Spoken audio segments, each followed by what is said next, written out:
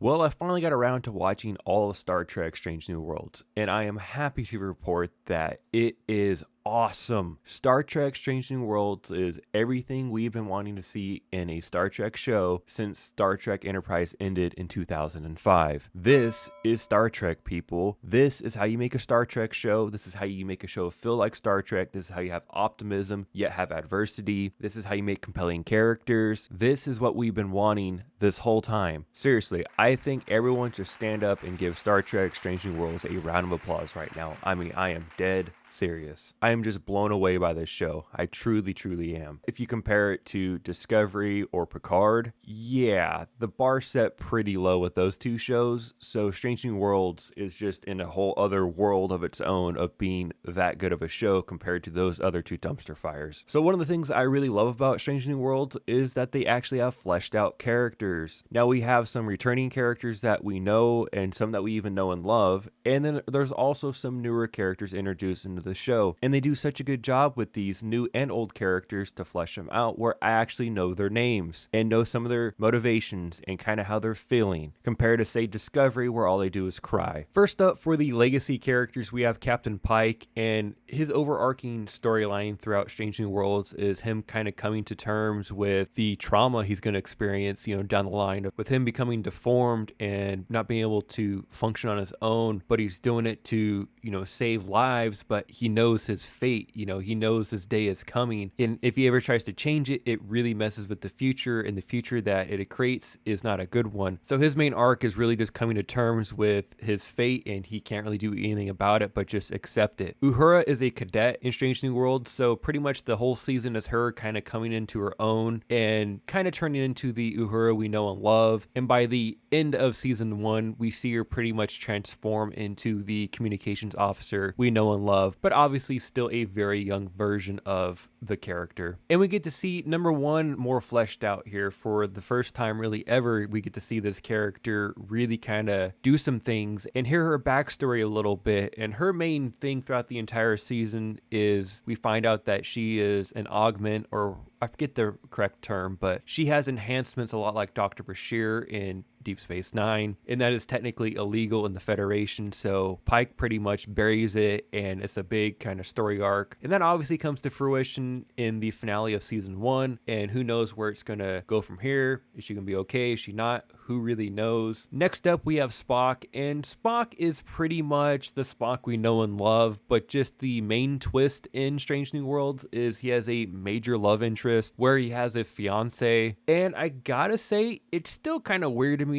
in all this newer Star Trek stuff that they make Spock such a panty dropper. It's very odd. With, the J.J. Abrams Kelvin timeline stuff, Spock dates Uhura, and maybe there's some other love interest there, I can't remember, but definitely he dates Uhura. And obviously in here in Strange New Worlds, he has a fiance, so it's just kind of odd. Oh, also, he has a little thing with Nurse Chapel, or I guess I should say Nurse Chapel has a little thing for Spock. But it's just weird seeing so many storylines for Spock involving a love interest. I don't know, it's just real different. I don't really have an issue with it, but it's just definitely odd. And that's definitely his main kind of storyline that overarcs throughout season 1. La'an, or Lon, however you pronounce her name, different dialects on the show pronounce it differently, but she's a really compelling character. I like her little backstory about how her brother was killed by the Gorns. It's, a nice little tragic backstory to give some understanding about how the way that she is and how she kind of sees the world. And overall, she's just a pretty cool security officer for the Enterprise. And Ortegas, I think she's a fun character also. She has some real funny moments throughout the show, but the comedy itself isn't overblown, and it does fit within Star Trek comedy, the best way I can describe it, but it's not just so over the top that it just feels cringy and awkward. And I can sit here and list every character in the show because honestly, the majority of them had character development and growth, and it was really awesome to see, but I think that would just take forever if we go through every little character with their growth throughout the season. But just some quick ones. We see Nurse Chapel, which is cool because they split the characters, even though Majel Barrett played both of them back in TOS. Himmer is one of the new characters that Strange New Worlds introduces to us, and Himmer is quite unique because he is actually a blind Andorian, and even with that, he's still a chief engineer on the Enterprise. At first, when they introduce him, he's just kind of a big old grump, and he's not a lot lot of fun, but his main connection kind of throughout the show is with Uhura, and they develop a good friendship over season 1, but tragically at the end of season 1, Himmer actually sacrifices himself for everyone when he gets infected with the Gorn eggs, and he doesn't even make it out of season 1, which I was super sad about because I really started to warm up to Himmer and I really started to like his character, and I'm really sad we're not going to get more of him. Dr. Mbenga was a really cool new character that they introduced in the show. I like that he was calm and deliberate, had even some funny moments too, but of course his main storyline throughout the season was dealing with his daughter who had a terminal illness and how he couldn't save her or find a cure. Kind of develops throughout the whole season, and him trying to of course save her and so on and so forth. I really liked his addition to the show and as a doctor to the Star Trek lore. Okay, apparently I'm a horrible Star Trek fan because while I was editing this video, I had no idea that Dr. Mbenga was actually in TOS. He's actually a true original series character. I had no idea. He's actually the doctor that slaps Spock to wake him up out of his like Vulcan madness state. I had no idea that the character was in TOS. So the more you know. Crazy. A really cool nod to TOS was Chief Kyle. He's there,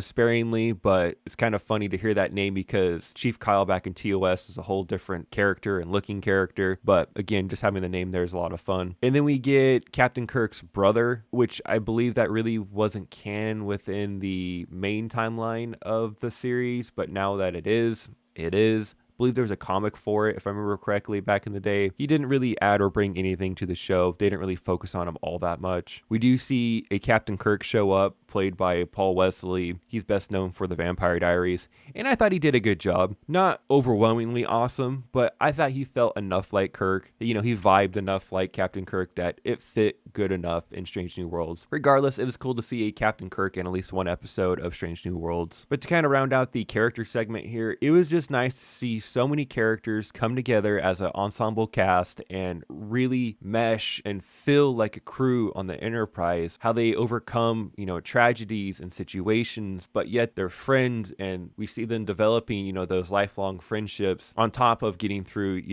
big ordeals that the Enterprise always has to face, right? It just feels like Star Trek. Crazy how much we've really missed that in the last few Star Trek shows, because this truly feels like Trek, where yes, you have a main character in Pike, just like Picard or Cisco or Janeway. Truly, the show is an ensemble cast with many interesting characters sprinkled out throughout the whole ship, whether it be engineering or on the bridge or etc. Another thing that I truly enjoyed about Strange New Worlds is that optimism makes a return in Star Trek. That is one of my biggest gripes with Discovery and Picard, is there is pretty much no optimism to be found whatsoever. It is just dark, sad, depressing, and it doesn't feel anything like the Star Trek we know and love. Not saying that other Star Trek shows or movies don't have very dark moments. Yes, there are those things, but characters never lose their optimism of getting through those dark or hard moments. And here in Strange New Worlds, definitely some dark and hard moments. I mean, poor Pike's dealing with a destiny and a future where, he's going to be crippled and deformed and everything else, but he still perseveres and finds the hope and optimism in every situation to get through it, persevere, and overall be a great leader and lead his crew to safety. So it is so nice to see optimism make a return to Star Trek, and it just makes my heart happy. And it just goes to show you that you can do dark episodes, have hard situations for these characters, but never lose the heart of Star Trek, to always keep the optimism no matter how hard your circumstances may be. And it was really fun to see Star Trek kind of return to a more episodic way of storytelling. Yes, Strange New Worlds technically is a serialized story, because we see Pike dealing with his inevitable future throughout the season. We see Spock's fiance and love interest kind of throughout the whole season. There's a few other things like Uhura growing as a cadet, La'an dealing with all of her trauma from her past, Mbenga's daughter, and of course there's other B or C plots that kind of sprinkle out throughout the entire season. But it definitely has an episodic feel. Like if someone just came in on, say, like episode 5, you could just watch episode 5 and get what's going on. If you could just come and watch episode 2, same thing. And obviously, if you watch the whole season, you pick up what's been going on for the entire season. To me, that is the best way to do Star Trek, where anyone can kind of click on it and watch it. At the same time, people that watch it every week, you get rewarded for watching it because you see these storylines develop over time. But in a vacuum, you can watch just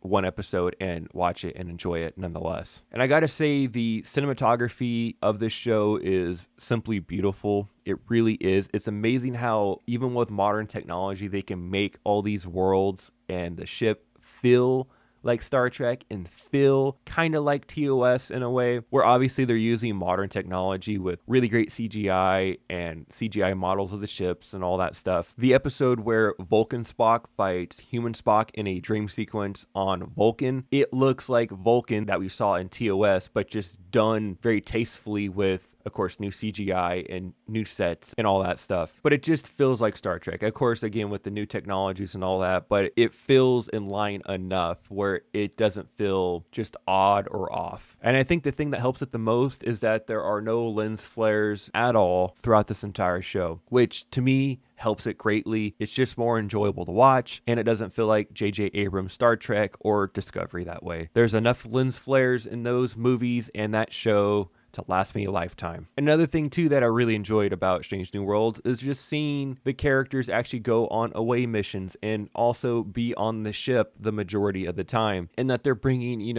optimism to alien worlds or giving them aid or doing whatever. It just, again, it feels like Star Trek. Like it just does. And it's so awesome to watch. It really is. Without a doubt, Star Trek Strange New Worlds is the best Star Trek show that's came out since Enterprise. It is seriously awesome. I loved every second of it, and I am really looking forward to season 2. I hope they continue with the great writing, the great character development, the great acting, etc., etc. I am beyond stoked about this show. Like I mentioned before, the bar was set very low with Discovery and Picard. Even without that low bar of those two shows, I do think Strange New Worlds even fits with the best of Star Trek. I just wish we had more episodes. That's my only complaint. I want more of it. And I think that is a fair enough complaint, is I want more Strange New Worlds. So again, it fits in line with the Trek we know and love, and it's just head and shoulders better than what we've gotten with Discovery and Picard over the last 8 years or so. So I am very much looking forward to more Strange New Worlds, and I can't wait to go on more adventures with that crew. Here's to hoping season 2 is just as good as season 1, if not better. And that even made me think too that this is arguably the best season 1 of any Star Trek show. Honestly, when you think about it, it really could be. But I'll let you chew on that one for a little bit though. But regardless, I want to know your guys' thoughts on Star Trek Strange New Worlds. Do you love it? Do you hate it? Is it somewhere in the middle for you? I want to know it down in the comment section below. And while you're down there, if you can like the video and subscribe to the channel, that'd be greatly appreciated. Until next time, guys, everyone have a great day.